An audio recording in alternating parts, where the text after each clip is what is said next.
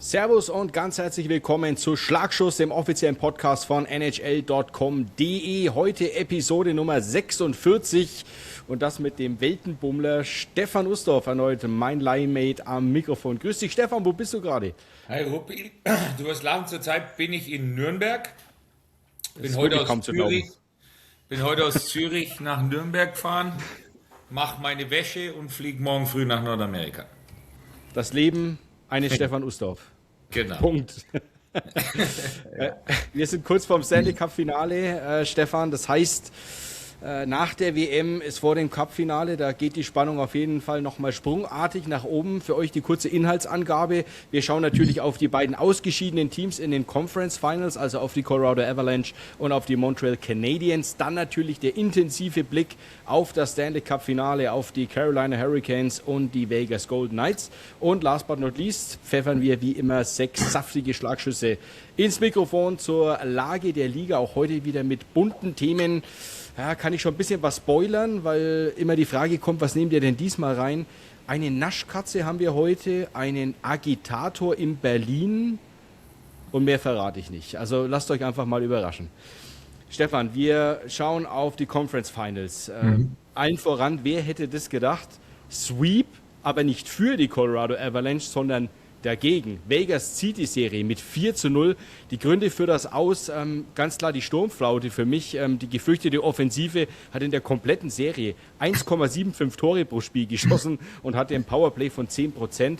Kam zu wenig von den Jungs. McKinnon 2 Assists, Necas 2 Assists. Komplett ohne Scorerpunkte waren Nelson, Lehkonen, Ra und O'Connor. Schlechter Umgang mit Führungen würde ich noch dazu nehmen. In Spiel 2 1:0 geführt, am Ende 1:3 verloren. Besonders krass war es in Spiel 3. Da hat man 3:0 geführt, hat 3:5 verloren. Und ich glaube, mit der Hauptgrund waren verletzte Schlüsselspieler. Makar, McKinnon, Nichushkin, alle angeschlagen oder verletzt. Stefan, was ist passiert mit den Fs? Und was erwartest du für den Sommer in Colorado? Also ich glaube, ganz klar war zu sehen, dass die Verletzung von Cale Makar einfach zu viel war. Der Spieler hat an allen Ecken und Enden gefehlt für das Spiel der Colorado Avalanche, vor allem auch für die Offensive. Er ist ein Antreiber, er spielt die Hälfte des Spiels gefühlt, Überzahl, Unterzahl. Also der hat gefehlt, zu sehr gefehlt, war natürlich auch überhaupt nicht fit in dem Spiel, was er da gemacht hat. Die anderen auch angeschlagen, aber einfach nicht gut genug. Riesenunterschied, den ich vorher überhaupt nicht erwartet hätte, war der Fakt, dass Carter Hart von Vegas einfach der bessere Torhüter war. Bei Colorado ist hin und her gesprungen worden zwischen Mackenzie Blackwood und Scott Wedgwood. Scott Wedgwood, genau. Ja, und ja, also wie gesagt, nochmal, da hätte ich unglaublich viel Geld verloren, wenn du mit mir gewettet hättest, dass Las Vegas diese Serie 4:0 gewinnt. Aber Las Vegas spielt unglaublich stark. Carter Hart war für mich der Schwachpunkt vor den Playoffs, hat sich absolut als Stärke der Las Vegas Golden Knights jetzt herausgestellt. Und in Colorado, ich gebe es offen, ich wäre nicht überrascht, wenn das Aus für Jared Bednar bedeuten würde. Uff. Ja, also ich bin gespannt, was passiert. Immerhin hat er einen Stanley Cup gewonnen mit Colorado, aber der Fakt ist auch, dass sie jetzt seit Jahren in der ersten Runde ausscheiden und extrem hohe Ansprüche haben und auch die Spieler in ein Alter kommen, wo wir jetzt nicht, also es geht schon auf die andere Seite der Karriere hin mit einem Spieler wie McKinnon und wir wissen, wie getrieben der Mann ist und also ich sage es nicht voraus, aber es würde mich nicht überraschen. Wir schauen gespannt hin, weil du gerade eben die Chancen für den Sweep von Vegas genannt hast. Also ich hoffe, ich kann das etwas zensiert sagen. Also ein General Manager eines deutschen Eishockey-Clubs habe mir das mal geschickt. Also die Chance auf einen Sweep war 1:1260. Also da hätte man viel Geld machen können, muss man so zu sagen. Aber ganz ehrlich, wer hätte das gedacht? Wir schauen auf die Montreal Canadiens natürlich auch noch. Die gewinnen Spiel 1 in dieser Serie. Und ich habe wirklich schon gedacht, Donnerwetter, die machen jetzt einfach weiter. Dann verlieren sie aber 4-mal in Folge gegen Carolina, sodass dieser große Traum und diese Blase an Emotionen dann einfach geplatzt ist. Spiel 2 und 3 für mich so ein bisschen der Knackpunkt auch der Serie. Beide gingen in Overtime verloren. Also man möchte sich nur mal ausmalen, was passiert wäre. Sie hätten eins von den beiden oder vielleicht sogar beide gezogen. Dann kann das ganz anders laufen. So aber ist die Offensive komplett abgeflacht. Nach Spiel 1 gab es nur noch 5 Tore in den Spielen 2 bis 5 bei nur 16,7 Schüsse pro Spiel. Also da hat man sich richtig schwer getan. Gleichzeitig wurde die Canadiens Defensive auch ein Stück weit destabilisiert, würde ich fast sagen. In Spiel 1 bis 3 waren es 2,67 Gegentore pro Spiel. In Spiel 4 bis 5 4,33, also fast das Doppelte.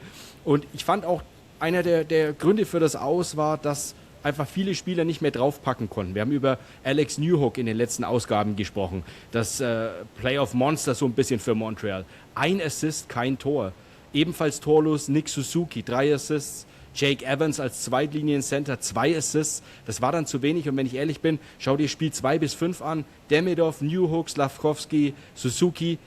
Alle 4 Spieler zusammen. Ein einziger Assist. Also da hat irgendwas da nicht mehr gepasst. Ich würde auf jeden Fall sagen, Stefan, eine wertvolle Erfahrung für sehr, sehr junge und talentierte Canadiens. Wie siehst du das aus in Montreal und wie golden ist die Zukunft da? Ich glaube, Montreal hat dieses Jahr in den Playoffs unfassbar viel dazugelernt. Das ist eine Riesensache für eine extrem junge Mannschaft, so weit zu kommen. Das sind Dinge, die sie da gelernt haben, die sie in der Zukunft wunderbar gebrauchen werden. Fakt ist, Carolina war einfach viel zu gut. Carolina hat einfach nichts zugelassen, hat im Vorcheck den Montreal Canadiens komplett die Luft abgeschnürt, hat keine Schüsse mehr aufs Tor zugelassen. Das erste Spiel ist vielleicht noch ein bisschen dem zu schulden, dass Carolina 11 Tage lang ohne Spiel zu Hause gesessen ist. Da hat der Rhythmus gefehlt, aber danach war das eine ganz, ganz klare Angelegenheit. Montreal hat einfach nichts mehr im Tank gehabt. Die haben davor beide Serien über 7 Spiele gemacht, während Colorado gerade mal 8 Spiele gemacht hat. Also das ist natürlich dann schon, nicht Carolina, Entschuldigung. Das ist ein Riesenunterschied. Und da war einfach nichts mehr da und Carolina war einfach viel besser und Montreal wird daraus lernen und wird stärker zurückkommen. Und vor allem mit dem Talent, ich glaube, diese gesammelte Playoff-Erfahrung ist unbezahlbar. Also ich bin wirklich gespannt, wie stark die Montreal Canadiens dann durch die nächste Saison geschossen kommen. Ich glaube, da entsteht was, muss ich wirklich sagen. Also schauen wir mal, wie das dann ab Herbst aussieht bei den Habs. Wir drehen den Scheinwerfer voll auf das Stanley Cup Finale. Morgen am Dienstag geht's los, Stefan. Eastern Conference Champion Carolina Hurricanes gegen Western Conference Champion Vegas Golden Knights.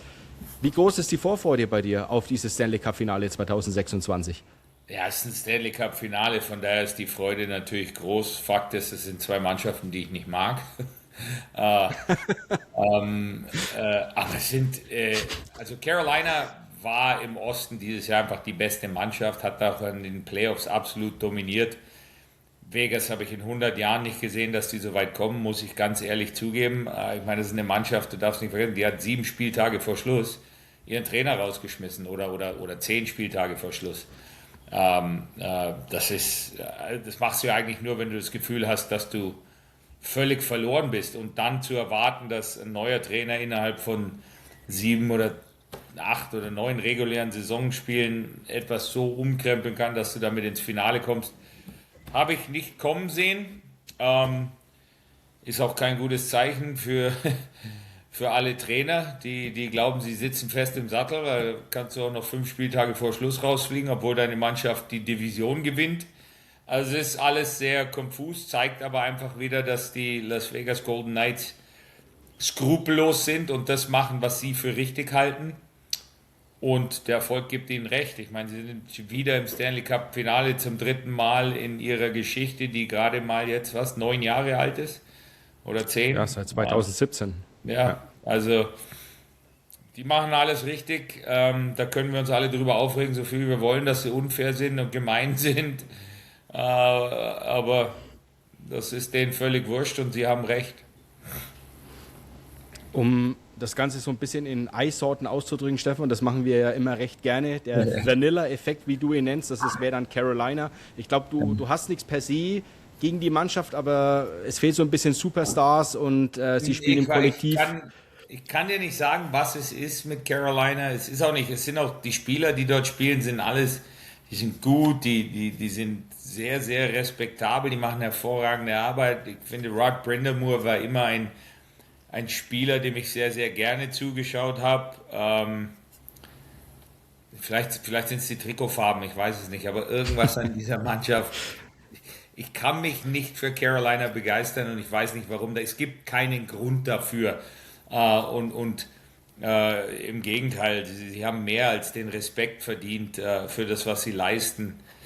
Aber ich schaue ihnen einfach nicht gern zu. Die große Frage für alle Eisdielengänger ist ja, wenn Carolina Vanilla ist, welche Sorte sind dann die Vegas Golden Knights aus deiner Sicht? Also eher was Unangenehmes wie Minze oder Chili ja. oder... Ja, Haselnuss oder ja, Minze, irgendwas, was ich nicht mag. Okay.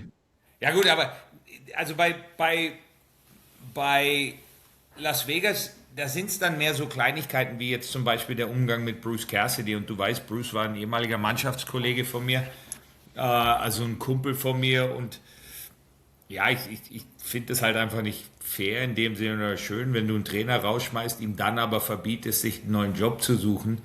Das sind halt Dinge, die würde ich nie machen. Und deshalb ist es so ein bisschen, ja, auch wie sie mit ihren Spielern teilweise umgehen, die halt lange dort sind oder lange dort waren, Erfolg gehabt haben. Sie sind halt skrupellos, ist das beste Wort für sie. Aber nochmal, sie haben sowieso das Recht dazu zu machen, was sie wollen, aber der Erfolg gibt ihnen ja auch recht. Es gibt unglaublich viele verschiedene Wege ans Ziel und sie haben sich für einen besonderen Weg entschieden. Mit dem haben sie Erfolg.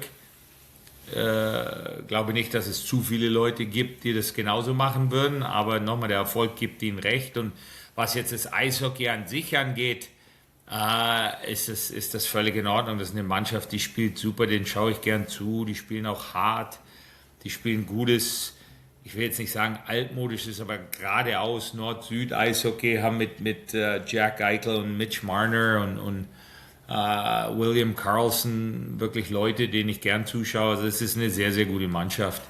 Und ich glaube, das ist ich lag jetzt wirklich mit allem komplett falsch, was das angeht, aber ich glaube, es wird eine enge, lange Serie. Ja, zum Tipp kommen wir natürlich wieder ganz zum Schluss. Abschließend zu unserem Eisdielen-Thema. Falls euch eine skrupellose Eissorte einfällt, immer her damit, schreibt uns einfach mal. Wir gehen nochmal zurück auf dieses Stanley Cup-Finale, das wir beide falsch getippt haben, das auch noch mal in einem Nebensatz gar abgeordnet, Stefan. Wir sprechen lieber nicht über die Tipps. Keiner möglich. Aber es treffen jetzt ja zwei Teams aufeinander, die, finde ich, recht ähnlich gebaut sind und auch auf den ersten Blick sehr, sehr viele Gemeinsamkeiten haben. Beide setzen auf Vorchecking beispielsweise. Beide sind körperlich präsent. Beide fahren viele Checks, blocken viele Schüsse, sind defensiv stark, haben gute Goalies. Auf den zweiten Blick für dich, Stefan, wo ist für dich der große Unterschied? Ich glaube, du hast es gerade eben gesagt. Also ich sehe jetzt keinen, der mich in die eine oder andere Richtung jetzt, sage ich, gehen lässt. Klar, Carolina spielt im eigenen Drittel ein Mann-gegen-Mann-System. Das ist sehr, sehr ungewöhnlich. Das machen ganz, ganz wenige Mannschaften. Mir fällt ehrlich gesagt außer Carolina im Augenblick überhaupt keiner ein, aber sie sind so gut trainiert, sie sind so fit, die werden nicht müde, die kommen und kommen und kommen.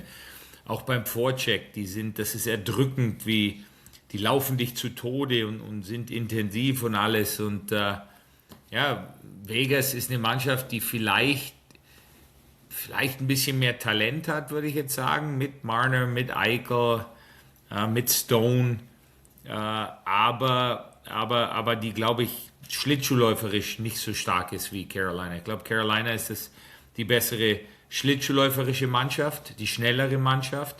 Aber dafür, glaube ich, sind die Vegas Golden Knights die physischere Mannschaft. Ich glaube, die Vegas Golden Knights sind entweder die größte oder zweitgrößte Mannschaft der Liga, größte und schwerste. Also darauf berufen sie sich auf. Sie wollen ihre Körper einsetzen, um dich müde zu machen, um dir weh zu tun, im Sinne von, ja, das in so einer langen Serie natürlich, da wird auch mal hart gespielt, eben um bestimmte Dinge zu erreichen, und bei ihnen geht es mehr in die Richtung.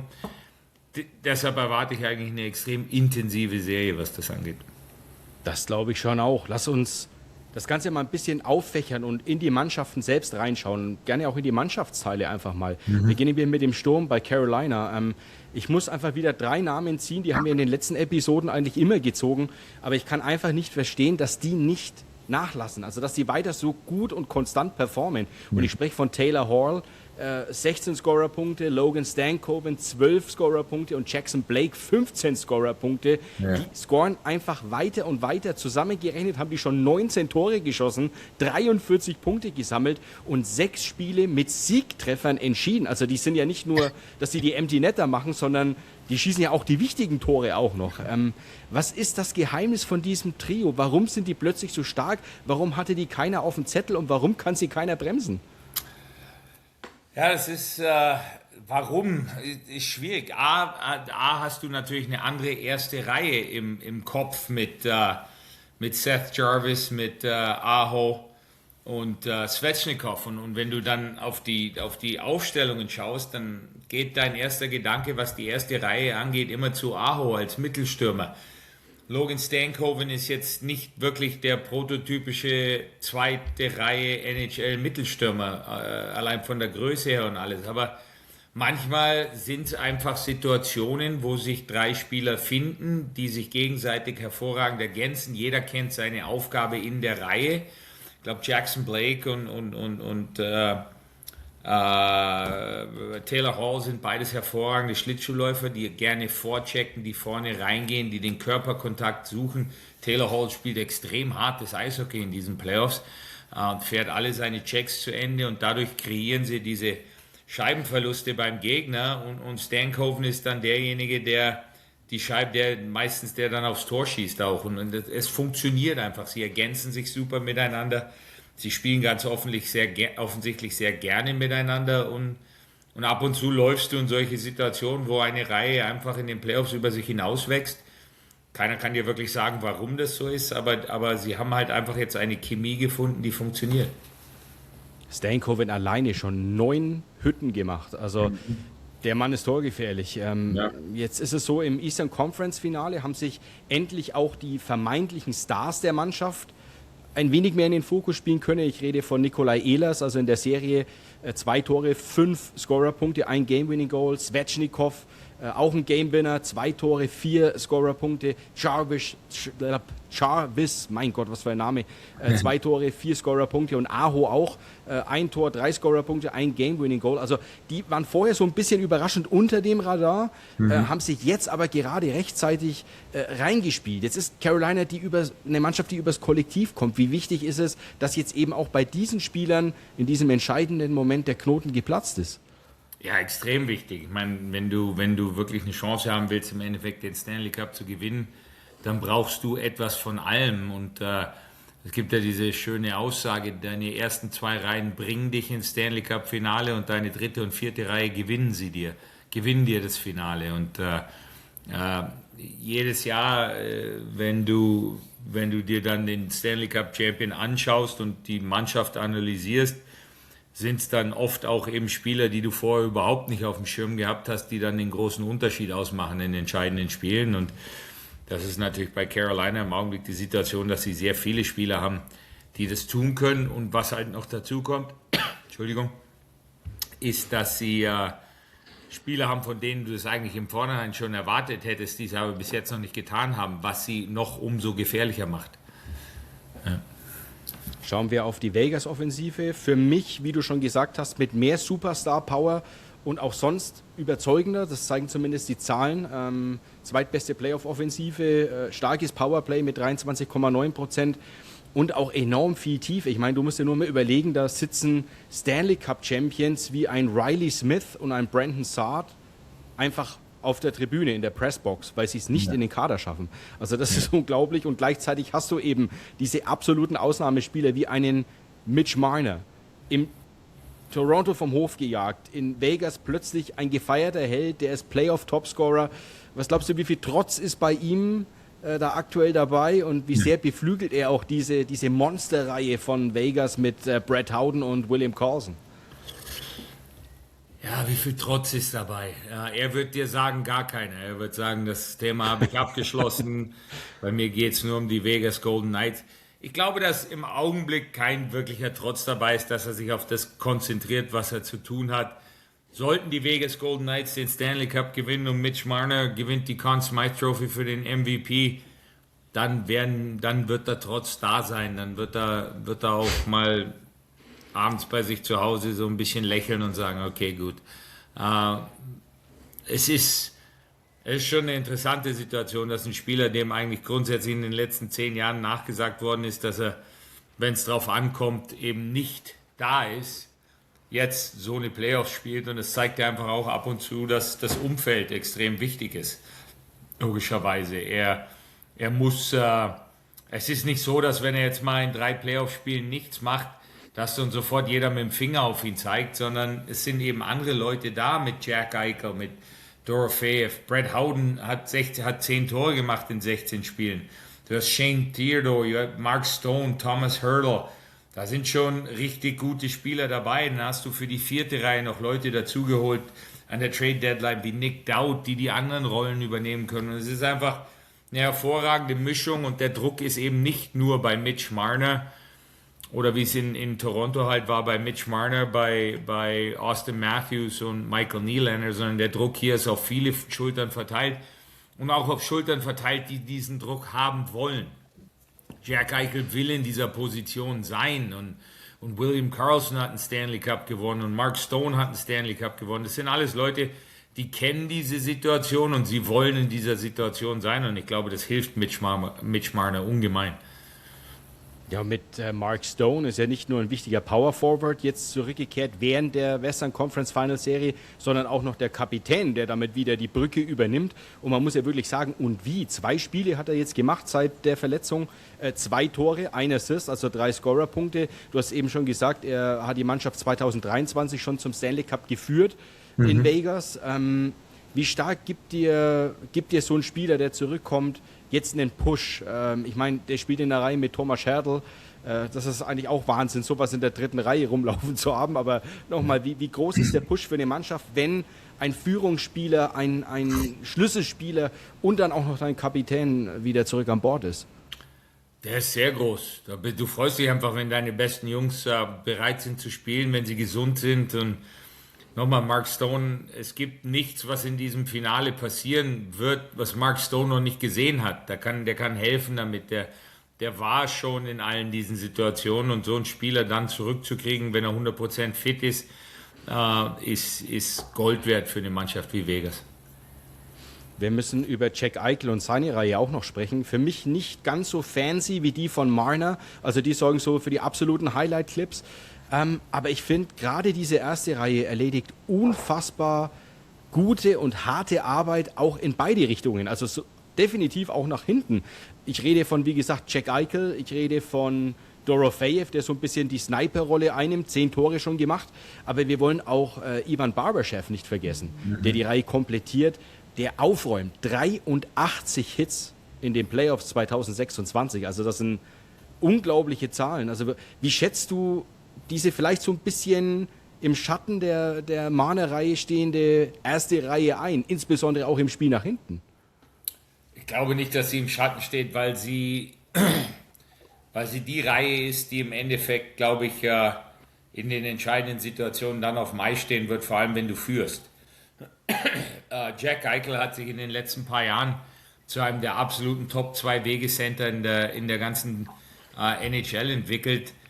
Er ist nicht mehr so weit entfernt von Leuten wie Barkov und Hischier, vielleicht sogar vor Hischier, um ganz ehrlich zu sein, was auch sein defensives Können angeht. Er ist ein Er ist ein Mittelstürmer, den du immer gegen die beste Reihe der anderen Mannschaft einsetzen kannst. Und ich werde davon ausgehen, dass er jedenfalls am Anfang der Serie fast nur gegen Stankoven aufs Eis kommt, um die Reihe auszuschalten. Und nicht nur, dass er Reihen ausschaltet in dem Sinne, aber er scoret ja auch noch dazu. Also keine reine defensive Reihe, sondern einfach eine hervorragende Overall. Also die können alles. Und deshalb für mich, glaube ich, wahrscheinlich im Endeffekt die wichtigste Reihe für Las Vegas. Wir schauen mal auf die Verteidigung in beiden Mannschaften. Da wird es nämlich interessant, weil eben beide Teams sehr, sehr defensiv stark sind. Und man sagt ja auch nicht ohne Grund, Offense wins Games, Defense wins Championships. Also du brauchst eine gute Defensive, um Meister zu werden. Und die die beste Playoff-Defensive haben die Carolina Hurricanes.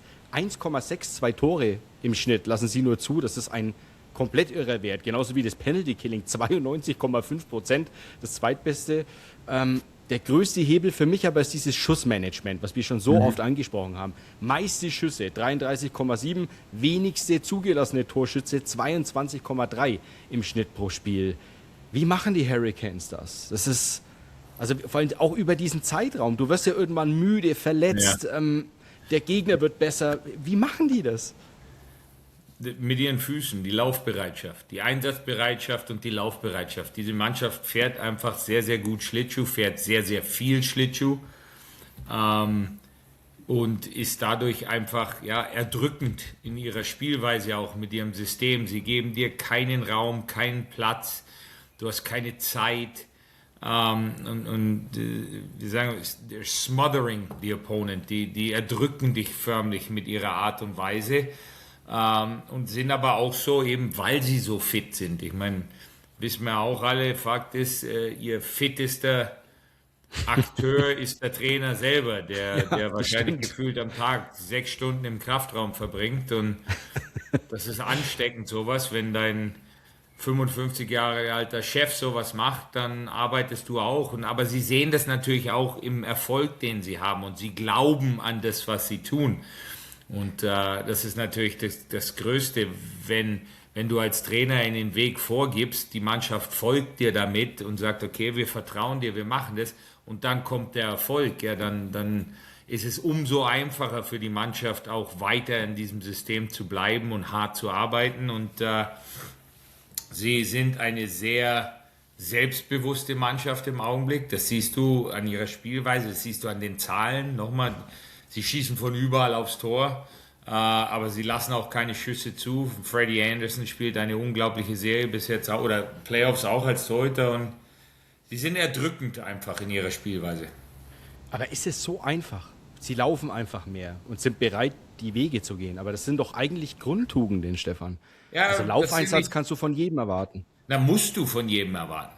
Das musst du von jedem erwarten. Aber sie haben ein Spielsystem gewählt, extrem passend zu ihren Fähigkeiten. Und die Fähigkeiten sind nun mal die Laufbereitschaft, die Kondition, die Art und Weise, wie die Spieler an sich selber auch gerne spielen möchten. Und das funktioniert einfach alles im Augenblick. Und natürlich musst du von jedem Spieler erwarten, dass er läuft, bis er nicht mehr kann.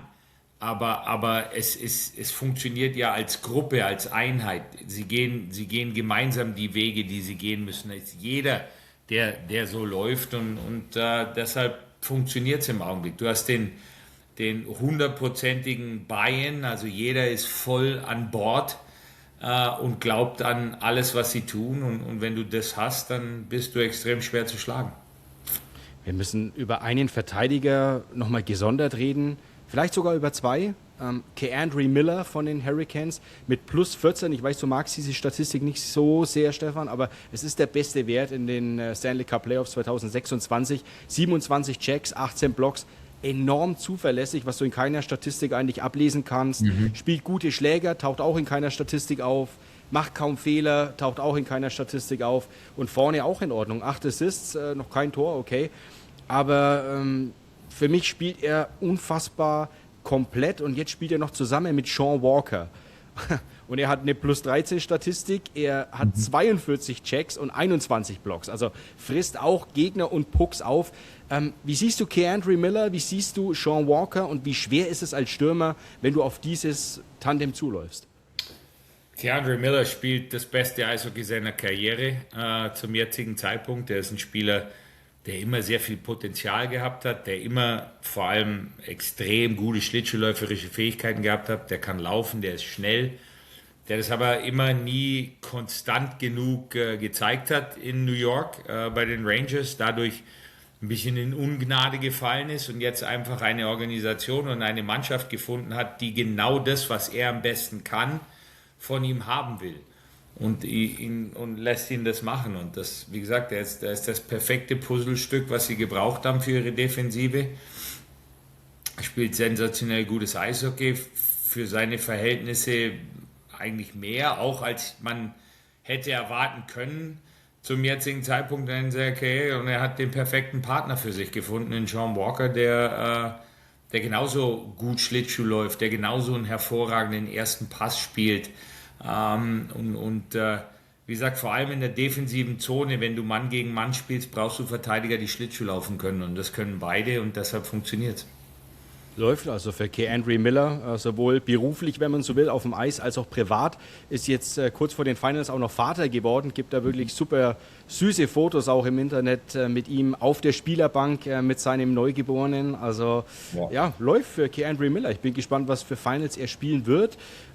Für mich auch krass, beide Mannschaften haben jetzt keine klassischen Blue-Liner, also diese Offensivverteidiger, die dir unfassbar viel Offensive generieren, wie jetzt ein Cale Makar. Und das ist bei Vegas nicht anders. Also ich finde, bei den Golden Knights ist der einzige wirkliche offensiv ausgerichtete Verteidiger Shea Theodore. Der hat immerhin schon 11 Scorer-Punkte gemacht. Aber er ist es nicht nur, sondern er frisst auch viele Pucks, 46 Blocks schon. Und wir müssen über das Tandem bei den Golden Knights auch mal sprechen. Also Shea Theodore neben Braden McNabb, der ist ja so ein absoluter Defensivverteidiger eigentlich, hat die meisten Checks in seiner Mannschaft, die zweitmeisten Blocks, auch eine +7 und ist auch nur noch einer von 2 Vegas-Born-Spieler, also die vom Expansion Draft 2017 von der Originalmannschaft, wenn du so möchtest, übrig geblieben sind. Das Tandem scheint sich perfekt zu ergänzen, Stefan. Was macht die beiden aus, Shea Theodore und Braden McNabb? Shea Theodore ist der die Scheibe antreibt, der die Scheibe auch wenn es sein muss, alleine aus der Zone befördern kann, indem er Schlittschuh läuft, der sich in die Offensive mit einschaltet als vierter Mann. Und Braden McNabb ist einfach das perfekte Gegenstück dazu. Der bleibt zu Hause, der deckt ihm den Rücken, der fährt harte Checks zu Ende, der blockt Schüsse, der arbeitet vor dem Tor. Und du hast eine perfekte Balance da von 2 Verteidigern, die sich super gut ergänzen. Und mein Gut, du hast natürlich auch andere, auch ein Rasmus Anderson hat hervorragende offensive Fähigkeiten, spielt jetzt vielleicht ein bisschen mehr die zweite Geige, sage ich mal, in dem Sinne zu einem Shea Theodore, als er das damals noch in Calgary getan hat, aber er passt auch perfekt zum System. Was du hast bei Vegas ist eine Defensive, die unglaublich groß ist. Die sind groß, aber trotzdem extrem mobil, haben sehr gute aktive Schläger und sind halt einfach in der Lage, aufgrund ihrer Körpergröße auch unglaublich viel Platz wegzunehmen. Und wenn du gegen solche Jungs, wenn die so groß sind, in die Ecke gehst, da ist es halt extrem schwer rauszukommen, was natürlich es umso besser macht, umso einfacher macht, Schüsse aufs Tor zu verhindern und offensive Möglichkeiten für den Gegner zu verhindern. Also es ist eine sehr gut funktionierende Defensive, die vor allem mit unglaublich viel Power und Körpergröße spielt. Und die bekommen jetzt richtig was zu tun. Also da kommt jetzt was angerollt, um so ein paar Wortspiele zu provozieren, würde ich mal sagen. In Windeseile kommt ein Sturm der Hurricanes da angerollt. Und das bedeutet Dauerdruck, Forechecking, viele Schüsse, wir hatten es alle schon besprochen. Und Stefan, jetzt ist ja die NHL eine Copycat-Liga. Also das heißt, die Mannschaft, die mit irgendwas erfolgreich ist, wird kopiert. Und jeder macht es nach. Also vielleicht machen das ab nächsten Jahr alle. Aber was uns jetzt interessiert ist, die Frage nach dem Lösungsweg für jetzt, für Stanley Cup Finale 2026. Was ist das beste Mittel, um diese Offense, diesen Dauerdruck zu verteidigen? Scheibenkontrolle. Du musst extrem gute Aufbaupässe spielen, um aus deiner Zone rauszukommen. Ich meine, die Carolina checkt unglaublich hart und aggressiv vor. Und da brauchst du Spieler, die auch mal alleine ein Problem lösen können, einen Forechecker ausspielen können, ohne zu hohes Risiko einzugehen. Du brauchst unglaublich viel Unterstützung, glaube ich, von deinen Stürmern tief in der Zone, damit die Verteidiger Anspielstationen haben, um so aus der Zone zu kommen. Und wenn das nicht funktioniert, musst du dir Gedanken darüber machen, dass du vielleicht einen Spieler direkt rausschickst aus dem Drittel, damit die Carolina Hurricanes das respektieren müssen und sich vielleicht ein bisschen auseinanderziehen und dass du dadurch Platz schaffst für deine Stürmer, um sich anzubieten und so aus der Zone zu kommen. Du brauchst gutes Puck-Management, du brauchst gute erste Aufbaupässe und du brauchst unglaublich viel Unterstützung. Du musst in der defensiven Zone bei so viel Vorcheck musst du Überzahlsituationen kreieren. Das heißt, du musst, wenn dein Verteidiger die Scheibe hat, es kommt ein Vorchecker, musst du als Stürmer in eine Position gehen, wo du ein 2-1 daraus machen kannst, um aus der Zone zu kommen. Du musst Überzahlsituationen kreieren, selbst in deiner eigenen Zone, um dir Platz zu verschaffen und diesem Vorcheck auch ein bisschen den Dampf wegzunehmen. Aber das heißt, du musst im Endeffekt Laufeinsatz mit Laufeinsatz kontern, wenn ich das jetzt richtig zwischen den Zeilen durchgehört Das habe. sowieso, Laufeinsatz mit Laufeinsatz, klar. Du musst genauso viel laufen, du musst härter arbeiten als die Carolina Hurricanes, wenn du sie schlagen willst, was sehr, sehr schwierig ist. Aber vor allem musst du extrem smart und vorsichtig und effektiv mit der Scheibe umgehen, wenn du sie hast. Wenn der große Druck kommt und du schiebst die Scheibe einfach von einer Ecke in die andere, dann wirst du Probleme kriegen. Du brauchst gute, kurze Outlet-Pässe, um aus der Zone zu kommen, um dieses Vorcheck zu brechen.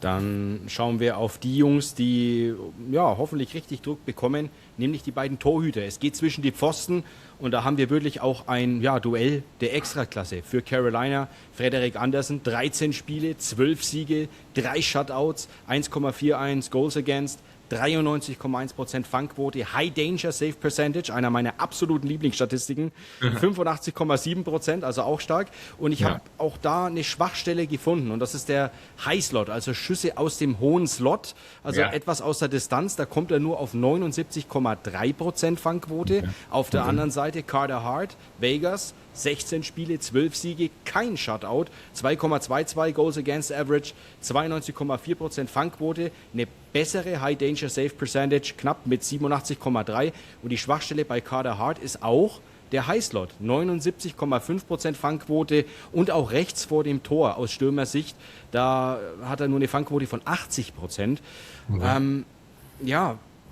Was machen wir jetzt damit? Also haben die Stürmer das im Hinterkopf, dass du sagst, okay, mehr Schüsse aus dem hohen Slot? Wie siehst du dieses Duell? Mehr Schüsse aus dem hohen Slot in dem Sinne nicht, weil die willst du ja sowieso immer haben. Das ist ja dein Ziel, Schüsse im hohen Slot zu kreieren, weil das die gefährlichste Zone auf dem Eis ist. Und wenn ein Spieler im hohen Slot nach einem guten Pass in der Lage ist, zum Beispiel direkt zu schießen oder so, dann wird es für jeden Torwart extrem schwer, irgendwas zu halten. Also diese Zonen, da schaue ich jetzt gar nicht so sehr meinen Torwart an, sondern das ist eine Zone, die einfach sehr gut verteidigt werden muss von auch den Verteidigern, den Stürmern, allen diesen Dingen, weil aus dem Teil der Eisfläche willst du einfach keine Schüsse hergeben, weil die viel zu gefährlich sind. Und ich glaube, es wird interessant zu sehen, ob Carolina weiterhin 33 Mal pro Spiel aufs Tor schießen kann gegen diese Vegas Golden Knights, weil das ist im Schnitt sehr, sehr viel und da wird man dann sehen, wie Carter Hart damit umgeht.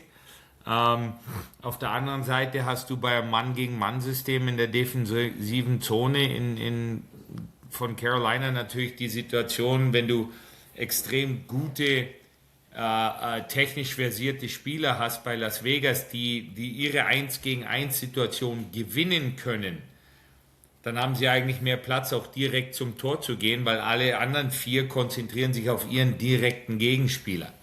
Das heißt, du musst da in der Defensive extrem konstant sein. Und das ist eine Situation, die Spieler wie Marner und Eichel und auch Stone vielleicht ausnutzen können. Also ich bin wirklich sehr gespannt auf diese Serie, weil ich ehrlich gesagt nochmal kein Gefühl dafür habe im Augenblick. Schüsse aus dem Highslot, Stefan, bedeutet oftmals wahrscheinlich auch Sichtbehinderung, also dass das eine Rolle spielt.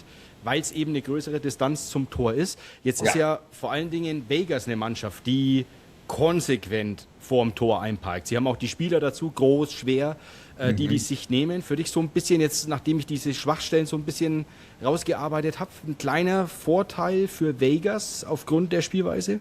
Ja, ich glaube, dass auch Carolina Spieler hat, die sehr, sehr gern vors Tor gehen. Jordan Stahl zum Beispiel, das ist der erste Weg, das ist sein erster Platz, wo er hingeht, ist direkt vors Tor.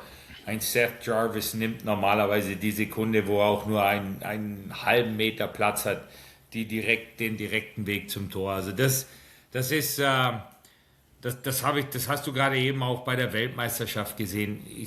Eishockey ist kein kompliziertes Spiel. Und vor allem heutzutage in der Art und Weise, wie die meisten Mannschaften verteidigen, gibt es eigentlich nur wirklich ein Rezept,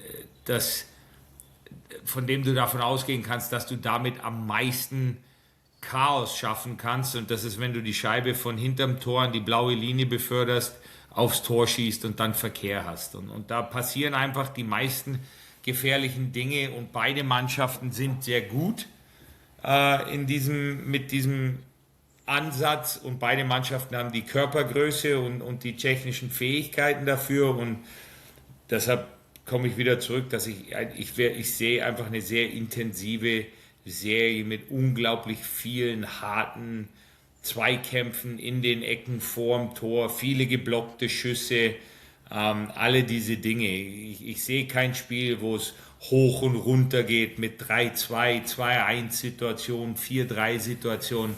Das sehe ich nicht. Ich sehe eine intensive Grinding-Serie, wo in den Ecken gearbeitet wird. Ich glaube, wer im Endeffekt die Bande am besten kontrolliert und die meisten Zweikämpfe an der Bande gewinnt, wird die Nase vorn haben. Ich glaube auch, das wird ein zermürbender Kampf. Ich kann es wirklich nicht anders sagen, mit vielen schnellen Schritten und ja, knackigen Checks. Wir müssen über die Trainer noch sprechen, Stefan. Für mich ein tolles Duell, muss ich wirklich sagen, auf den beiden Trainerbänken. Ich will euch die beiden Headcoaches ganz kurz vorstellen. Wir haben bei den Hurricanes Rod Brind'Amour, 55 Jahre jung, war einmal schon Trainer des Jahres in der NHL, hat den Stanley Cup gewonnen mit den Carolina Hurricanes im Jahr 2006, also vor genau 20 Jahren. Könnte sich ein Kreis schließen, dann habe ich die Playoff-Siege-Statistik, der Hurricane-Statistik auch nochmal rausgeholt. Brind'Amour war bei 98 von 100 Playoff-Siegen dabei, entweder als Spieler oder eben jetzt als Trainer. Vom Trainertyp würde ich sagen, Vorbild, voll durchtrainiert, haben wir gerade schon drüber gesprochen. Die Spieler würden für ihn durch Wände laufen, durchs Feuer gehen. Mir gehen langsam die Metaphern aus. So, und auf der anderen Seite hast du mit John Tortorella, 67 Jahre jung, einen Stanley Cup Champion als Coach. 2004 hat er es geschafft mit Tampa, zweimal Coach des Jahres gewesen in der NHL und der ist noch gar nicht so lange im Amt. Seit dem 29. März, seitdem seine Bilanz, also reguläre Saison und Playoffs, unfassbar. 19-4-1. Das musst du erstmal schaffen. Er ist vom Typen her komplett anders, würde ich sagen. Aggressive Leader, kann man das so sagen? Also auf jeden Fall sehr erfahren, legt sich gerne mit Medien an, unbequem, eckt an, ich würde fast sagen, umstrittene Persönlichkeit. Ja, Rod Brind'Amour gegen Tortorella. Nicht für seine Spieler. Seine Spieler lieben ihn. Du wirst 9 von 10 Leuten, die für John Tortorella gespielt haben, werden dir sagen, er ist ein sensationeller Typ. Es gibt immer wieder den einen oder anderen Fall natürlich, wo dem nicht so ist, aber du hörst eigentlich von ehemaligen Spielern von John Tortorella nur Positives.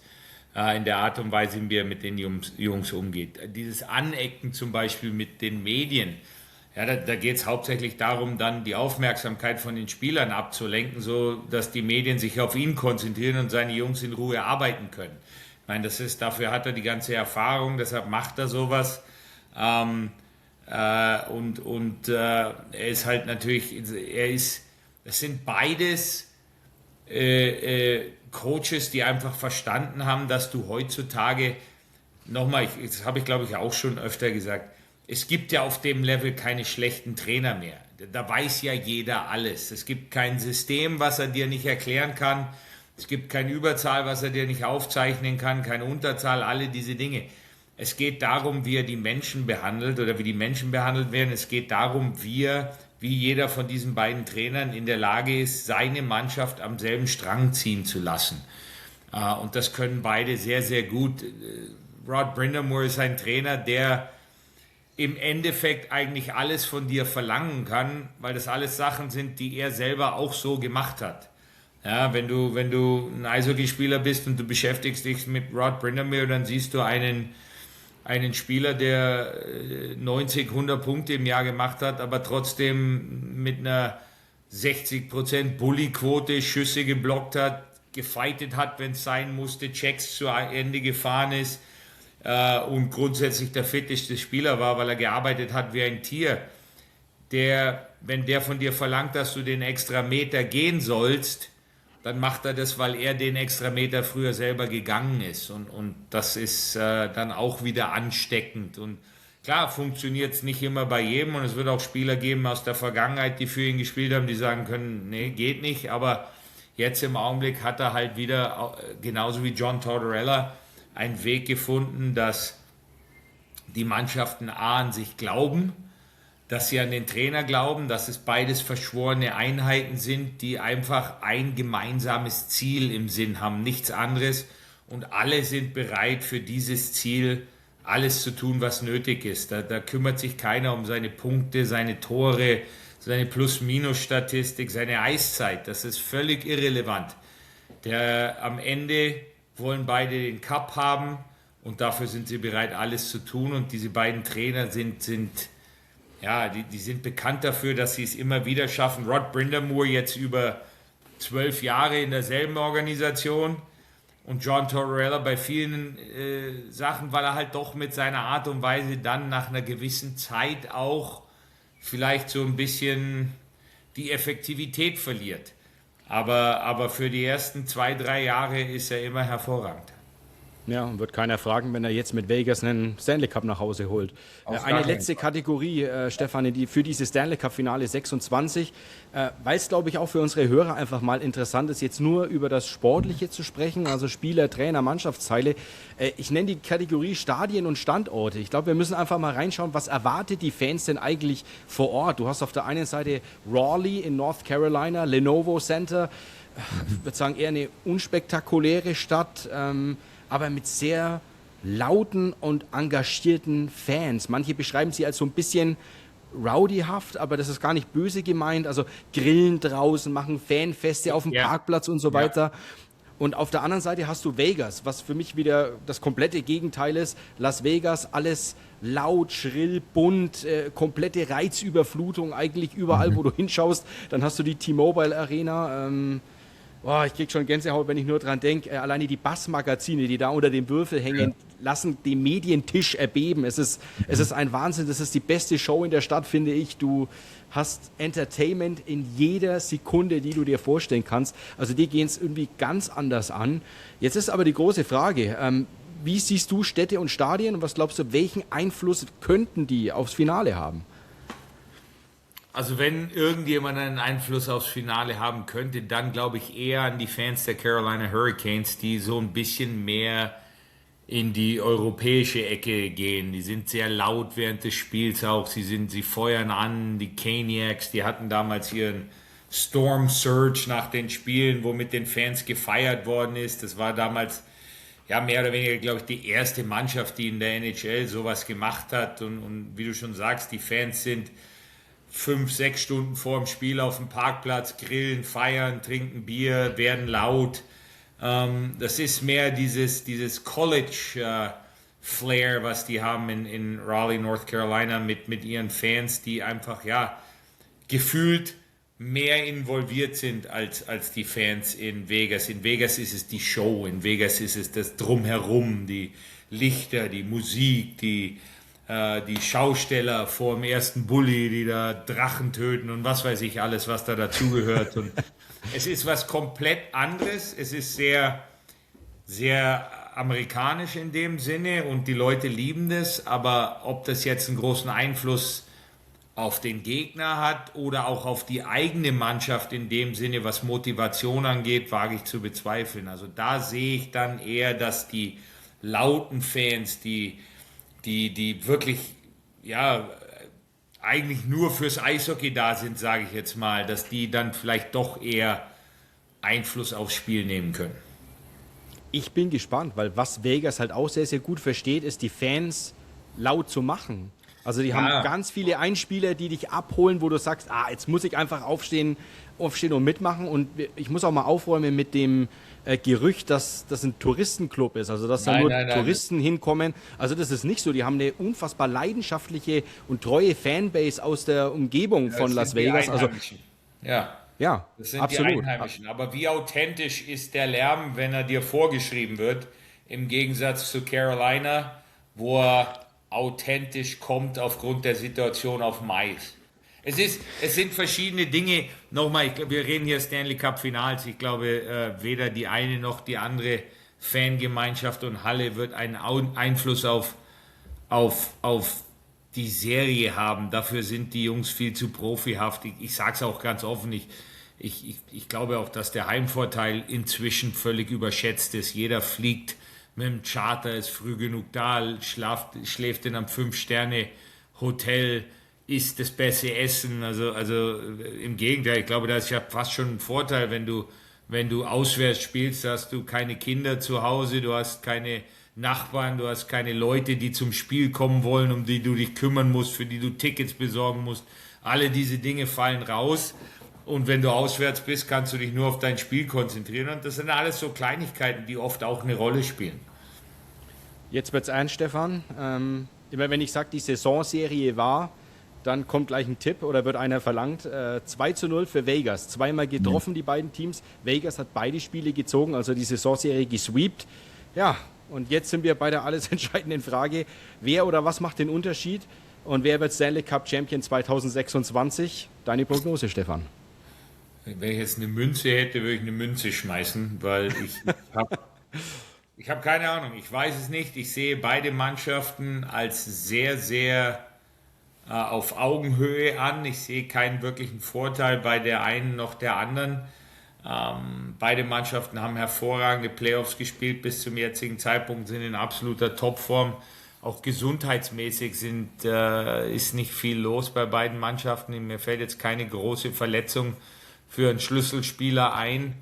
Von daher, ich habe es vorhin gesagt, ich glaube eine lange, intensive Serie und sage jetzt einfach mal, um einen Wolfgang glücklich zu machen, Las Vegas in 7. Oh, okay. Ja. Dann halte ich natürlich dagegen, ist ja klar. Ich sage, es ist Carolinas Jahr. Warum? Mannschaft über Jahre aufgebaut, so viele herbe Enttäuschungen weggesteckt, die wurden so oft im Conference Final gesweept. Rod Brind'Amour finde ich einfach einen geilen Coach, ich muss es so sagen. Ja. Deswegen halte ich voll dagegen, Stefan, um es nochmal so spannend wie möglich zu machen zwischen uns beiden und sage Hurricanes in 5. In 5? Du bist ja gesund. Ja, ich muss jetzt ja irgendwas wagen. Also wir haben uns jetzt beide nicht mit Ruhm bekleckert, was die Tipps angeht. Jetzt wer nicht wagt. Also schauen wir mal. Langsam wird es dunkel, nicht nur bei dir in Nürnberg, sondern auch bei mir in Fürth. Stefan, bevor uns jetzt hier noch das Licht ausgeht, im wahrsten Sinne des Wortes.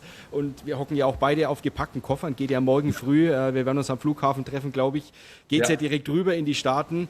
Noch unsere 6 Schlagschüsse, die ersehnt werden, habe ich mir sagen lassen. Deswegen lass uns die auf jeden Fall noch reinhauen ins Mikrofon. Wir starten mit einer guten Nachricht für ein junges deutsches Talent. Philipp Sinn heißt der junge Mann. Der wechselt vom EHC Red Bull München aus der DEL in die Organisation der San Jose Sharks. Und du konntest ihn im letzten Jahr recht häufig sehen, sowohl in der DEL, Stefan, als auch jetzt bei der WM 2026. Du warst live vor Ort. Also was für ein Spielertyp ist dieser Philipp Sinn und was haben die San Jose Sharks mit ihm vor? Also er ist für mich ein großgewachsener, körperlich gut gebauter junger Verteidiger, der aber doch auch offensives Talent hat, der wenn alles normal läuft, auch irgendwann eine Powerplay-Option sein könnte. Ist ein guter Schlittschuhläufer. Hat noch vor allem auf dieser Position, auf dem Level, für den es jetzt um ihn geht, muss er schon noch einiges dazulernen. Ich sehe ihn mit Sicherheit in der ersten Saison eigentlich nur ausschließlich in der AHL. Er muss das nordamerikanische Spiel lernen. Die kleinere Eisfläche als Verteidiger ist doch ein ganz, ganz großer Unterschied. Aber ganz offensichtlich hat er ja in seiner Zeit bei den diversen Junioren-Nationalmannschaften, bei der U20-WM und eben jetzt auch in München genug getan, dass die San Jose Sharks in ihm genügend Potenzial sehen und sagen, wir glauben, dass dieser Junge in vielleicht 2-3 Jahren für uns eine Alternative in der NHL werden kann. Und ich glaube, wenn er weiter so hart an sich arbeitet, wie er das bis jetzt getan hat, er ist ein relativ getriebener junger Mann, der gewissenhaft ist, der profihaft auch mit sich selber umgeht und arbeitet, dann gebe ich ihm eine gute Chance und wünsche mir, dass er sein Ziel erreicht, weil es ist immer schön fürs deutsche Eishockey, wenn junge deutsche Spieler diese Möglichkeit kriegen. Und ich sage ganz herzlich willkommen an Philipp Sinn in der besten Organisation in der National Hockey League. Willkommen bei den San Jose Sharks. So viel dazu. Wir gehen rüber nach Berlin, Stefan. Das war ja auch länger deine Wahlheimat. Matt Rampy von den New York Rangers wurde in Berlin gesichtet. Hat er selber gepostet auf Instagram. Ich bedanke mich an der Stelle recht herzlich und sage liebe Grüße an Andy, der mir den Post auf Instagram geschickt hat. Deswegen bin ich überhaupt erst drauf gekommen. Nur ein Städtetrip, Stefan? Oder holen sich die Eisbären einen 2,6 Meter großen Agitator für den Sturm? Ich hoffe nicht. Nein, das glaube ich nicht. Also das kann ich mir jetzt nicht vorstellen. Ich habe Matt Rampy des Öfteren auch live gesehen in der American Hockey League und er hat absolut seine Qualitäten, die wir, glaube ich, alle wissen, was sie sind. Sehe das aber nicht unbedingt als gute Qualitäten fürs europäische Eishockey. Auf der größeren Eisfläche würde es für ihn, glaube ich, doch schwieriger werden, alle seine Checks zu Ende zu fahren, weil du mehr Zeit hast, ihm auszuweichen. Was seine technischen Fähigkeiten angeht, ist er limitiert, sage ich jetzt mal. Natürlich kann er in der DEL spielen, hat er genügend Qualität dazu, in der DEL zu spielen, das ist überhaupt kein Thema. Und er kann auch ohne Frage ein extrem wertvoller Spieler in der DEL sein, weil wer will schon gerne gegen Matt Rampy spielen, muss man ja auch mal ganz offen sein. Aber irgendwie, ich meine, Berlin hat Yannick Villieu. Ich sehe keinen Grund dafür, dass Berlin sich Matt Rampy holen sollte. Auf der anderen Seite kann Berlin auch machen, was sie wollen, weil die gewinnen ja sowieso alles. Und von daher, wenn es Matt Rampy ist, ist es Matt Rampy. Schlagschuss Nummer 3, Stefan. Es gab eine Trainerentlassung bei den Vancouver Canucks. Adam Foote ist nicht länger Head Coach. Ja, man muss sagen, alles neu in Vancouver. Ja. Also der neue GM Ryan Johnson wird direkt aktiv. Nachvollziehbarer Schritt für dich. Und wer passt denn jetzt gut zu den Vancouver Canucks? Nachvollziehbar deshalb, weil du eigentlich grundsätzlich, wenn du als Manager irgendwo anfängst, möchtest du deinen eigenen Trainer etablieren. Da möchtest du genau die Person in dieser Position haben, die du dort einsetzt und haben möchtest. Ich glaube aber, dass wenn du einen Trainer wie Adam Foote nach einem Jahr feuerst, dass das mehr das Problem der Organisation ist, anstatt des Trainers. Ist ja nicht so, dass er eine sehr gute Mannschaft schlecht gecoacht hat und es deshalb zu diesen Ergebnissen gekommen ist, sondern es war einfach eine sehr, sehr schlechte Mannschaft, bei der es ehrlich gesagt völlig egal ist, wer da der Trainer war. Ich glaube, im Endeffekt ist es eine Situation, dass Ryan Johnson und die Vancouver Canucks einen sehr bestimmten Trainer im Auge haben, den sie haben wollen und sie in einer Situation sind, wo sie sich sagen, wenn wir warten, ist er weg. Deshalb sind sie jetzt diesen Schritt gegangen. Das glaube ich. In unserem nächsten Schlagschuss sprechen wir über den Candyman. Seth Jarvis, Stürmer bei den Carolina Hurricanes, den sehen wir jetzt auch im Stanley Cup Finale, versteckt überall in seinem Haus, in jedem Zimmer, ausnahmslos, also Küche sowieso, aber auch Schlafzimmer, Wohnzimmer, Toilette, Bad, überall kleine Naschereien. Für mich so ein bisschen Inspiration für mein Leben, muss ich ehrlich sagen, auch wenn ich es mir nicht erlauben kann, im Gegenteil oder im Gegensatz zu Seth Jarvis. Deswegen meine Frage an dich, Stefan, wie viele Süßigkeiten hast du so im Haus versteckt pro Zimmer? Und was ist deine Lieblings-US-Nascherei? Die haben ja ein unfassbares Angebot. Also ich verstecke gar nichts. Das musst du ja sagen jetzt. Ich verstecke gar nichts. Ich esse zu viel Süßigkeiten. Ich probiere das immer sehr zu regulieren, kann es aber nicht, weil wenn es einmal im Haus ist, dann esse ich es auch. Deshalb muss ich ganz ehrlich sagen, gehe ich auch wochenlang ohne irgendwas zu kaufen, weil wenn es da ist, wird es gegessen. Ich habe hab eine Sendung gesehen über Seth Jarvis, also der isst ja wie ein Achtjähriger, also da gibt es dann Chicken McNuggets zum Abendessen. Also, ernährt sich jetzt nicht wirklich wie ein Sportler, aber auch egal, er ist sehr erfolgreich. Mein Lieblingscandy, meine liebsten Süßigkeiten in Amerika sind entweder Laffy Taffy oder Flavored Tootsie Rolls. Aha. Ja, Ich wäre jetzt mit Flavored Tootsie Reese's Rolls, musst du gegangen. dir vorstellen, ist so ein bisschen wie Mamba oder Mao, ein bisschen Ja. weicher mit verschiedenen Geschmäckern und Laffy Taffy, ja, eigentlich auch, aber beides die pure Chemie, komplettes Gift. Ja, und nicht gut für mich, aber doch sehr, Es sehr schmeckt gut. halt. Ja, Ja. genau. Und wenn es da ist, wird es gegessen. Deshalb versuche ich davon wegzubleiben. Für unseren 5. Schlagschuss müssen wir kurz ein bisschen ernst werden, denn Claude Lemieux ist im Alter von nur 60 Jahren gestorben. Vierfacher Stanley Cup Champion, Playoff MVP, ein unfassbar harter Spieler, der ja heftig gecheckt hat, aber auch einiges einstecken musste. Was verbindest du, Stefan, mit Claude Lemieux und vor allem auch mit dem, was jetzt danach noch kommt? Die Familie hat gesagt, sein Gehirn wird für die Wissenschaft gespendet, weil man untersuchen will, was da passiert ist in diesem Sport. Glaube ich, kannst du gut nachvollziehen. Du hattest ja auch die eine oder andere Gehirnerschütterung, Stefan. Also nochmal, was verbindet dich mit Claude Lemieux und ja, wie geht es da medizinisch auch weiter für die Zukunft? Also, was ich verbinde mit ihm Erfolg, Siegertyp, jemand, der einfach bereit ist, alles zu tun, was nötig ist, um zu gewinnen und dadurch auch dabei auch oft übers Ziel hinausgeschossen ist. Braucht man nicht drüber reden. Aber der Erfolg gibt ihm recht. Seine Situation an sich, was jetzt passiert ist, der Fakt, dass er diesen drastischen Schritt gewählt hat in seinem Alter mit der Vergangenheit, die er hat, ganz offen, also brauchen wir jetzt nicht lügen, aber das macht mir Angst.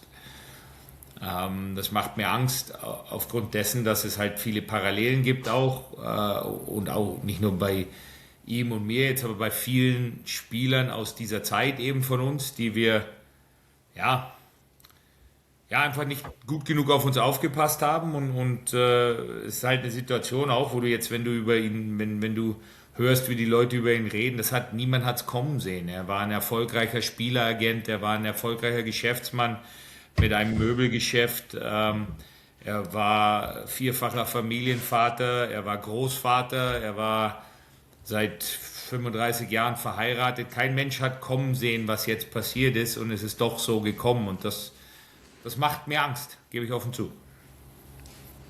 Dann hauen wir den 6. Schlagschuss auch noch ins Netz. Wir haben den neuen Weltmeister und Stefan Ustorf war hautnah mit dabei. Finnland gewinnt das WM-Finale mit 1:0 nach Verlängerung gegen die Schweiz. Erstmal muss man sagen, unfassbar bitter, denn die Schweiz verliert damit das 3. WM-Finale in Folge. Also grausamer geht nicht. Und jetzt auch noch bei der Heim-WM. Es gab aber auch faustige Überraschungen. Norwegen zum Beispiel wird Dritter, holt Bronze, schlägt Kanada im Spiel um Platz 3 mit 3:2 nach Verlängerung und hätte, glaube ich, niemand auf dem Zettel gehabt. Stefan, um es komplett zusammenzufassen, dieses Turnier, weil du eben so nah dran warst auch. Ein verdienter Sieger Finnland. Wie bitter ist das Ganze für die Schweiz? Du warst ja hautnah dabei. Warum landet Norwegen vor Teams wie Kanada, USA, Schweden, Tschechien, Slowakei? Und wie siehst du auch das Deutsche aus in der Vorrunde? Finnland verdienter Weltmeister, ja, absolut. Ein komplett ausgeglichenes Finale mit meiner Meinung nach den 2 besten Mannschaften des Turniers. Dass im Endeffekt Finnland auch bei 3-3 in der Overtime natürlich ein bisschen glücklich für sich entschieden hat, was es aber nicht unverdient macht. Dafür haben sie viel zu gut gespielt im Turnier. Ja, die Schweiz, was soll man da groß sagen? Wenn du das jetzt analysieren willst, sie haben ja eigentlich alles richtig gemacht. Sie haben ja eigentlich Eben. alles richtig gemacht, bis auf dieses eine Gegentor nach 12 Minuten in der Verlängerung bei 3-3. Und da brauchst du eigentlich nicht so viel analysieren, sondern einfach nur sagen, ja, es hat nicht gereicht, ist es Pech, kannst du über Unvermögen reden, wenn du jetzt sagst, sie haben 3 Finals hintereinander kein Tor geschossen. Ja, natürlich muss man da die eine oder andere Frage stellen. Und es gibt auch Gründe dafür, warum sie jetzt dreimal hintereinander im Finale gescheitert sind. Das ist nicht nur Pech. Aber im Großen und Ganzen haben sie trotzdem ein sehr gutes Turnier gespielt. Norwegen, ja, hat einen Jahrhundertlauf gehabt in diesem Turnier, hat einen unfassbar starken Henrik Haukeland gehabt, der immer in den richtigen Momenten alles gehalten hat. Dann haben sie junge Spieler gehabt, die über sich hinausgewachsen sind. Und sie haben einfach einen Wahnsinnslauf gehabt. Ich meine, es ist das erste Mal seit 13 Jahren, dass die Norweger überhaupt in die Playoffs gekommen sind. Also ich glaube nicht, dass wir jetzt sagen können, die Entwicklung hat dafür gesprochen, dass das jetzt irgendwann mal passiert bei Norwegen. Ich glaube, da muss man auch ganz realistisch sein und die Kirche im Dorf lassen und sagen, ja, das ist halt nun mal in 2 Wochen, hat alles funktioniert für sie in dem Sinne und sie haben Bronze geholt. Das ist halt ein Teil einer Eishockey-Weltmeisterschaft, in dem du in 10 Tagen 7 Spiele machst und dann die Playoffs kommen und da kann viel passieren. Und wenn es läuft, läuft es und wenn es nicht läuft, läuft es nicht. Und bei der deutschen Mannschaft, klar musst du da analysieren. Da musst du jetzt dir gewisse Fragen stellen auch. Hast du die richtigen Leute dabei gehabt für das, was du von dieser Mannschaft wolltest? Es ist überhaupt keine Frage, dass da die besten Spieler oder die Spieler, von denen wir erwartet haben, dass sie unsere besten Spieler sind, in den entscheidenden Spielern eben nicht unsere besten Spieler waren. Fertig. Ich meine, wir haben gegen die Letten kein Tor geschossen. Unser Überzahlspiel in den ersten 3 Spielen war nicht vorhanden. Wir haben selbst gegen Finnland 3-1 verloren und haben 8-mal Überzahl gespielt. Und ja, dann hast du gegen die USA ein gutes Spiel gemacht, verlierst das Spiel im Penaltyschießen, das ist Pech, braucht man nicht reden.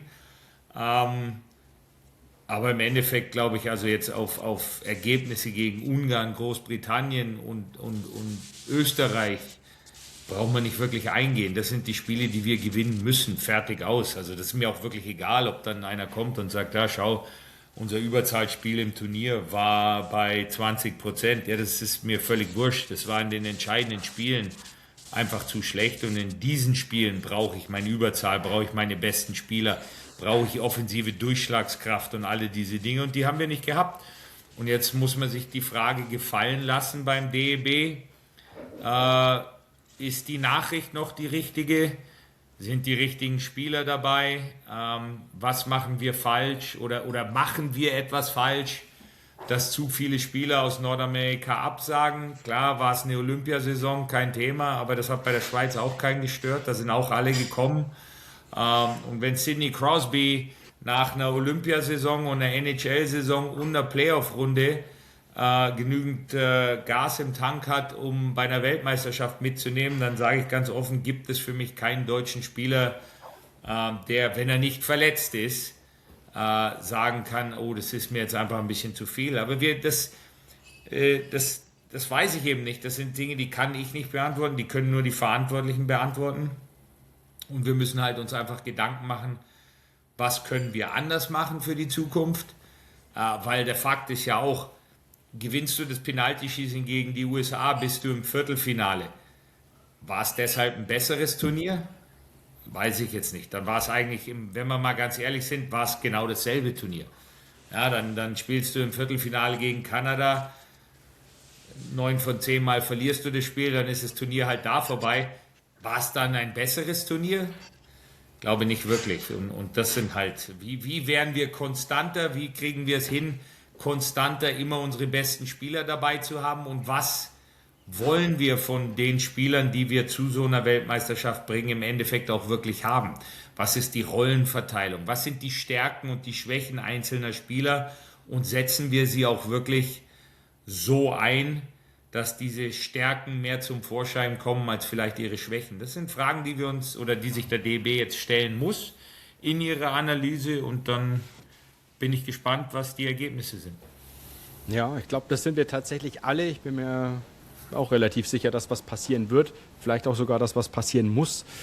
Ja, wir schauen da gespannt drauf. Kümmern uns jetzt dann erstmal ums Stanley Cup Finale, Stefan. Ich würde sagen, wir machen jetzt langsam den Koffer zu. Die Lichter gehen eh schon von selbst aus. Ja.